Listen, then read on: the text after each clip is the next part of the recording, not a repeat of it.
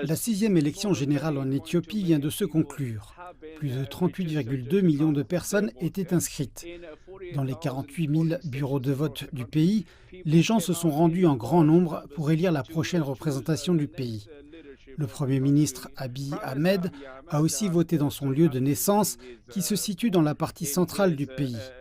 D'autres dirigeants politiques importants ont aussi procédé au vote. La Commission électorale nationale éthiopienne a déclaré qu'aucun incident majeur n'avait été rapporté, mais que certains bureaux de vote avaient vu leur ouverture retardée d'1 heure à 1 heure et demie. Donc pour cette raison, la Commission électorale nationale du pays a prolongé la fermeture des bureaux de vote d'environ 3 heures. Alors qu'ils étaient censés fermer à 6 heures de l'après-midi, ils ont fermé vers 9 heures, heure locale.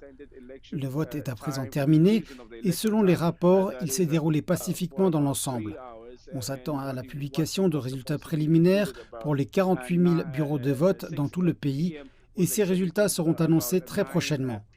Pour ce qui est des résultats définitifs des élections législatives, ils devraient être annoncés dans quelques jours ou en tout cas dans moins d'une semaine. Les élections législatives éthiopiennes sont cruciales pour le pays. Elles ont déjà été reportées à 2 reprises. La première fois pour cause de Covid-19 et la deuxième fois en raison de problèmes de sécurité et de logistique.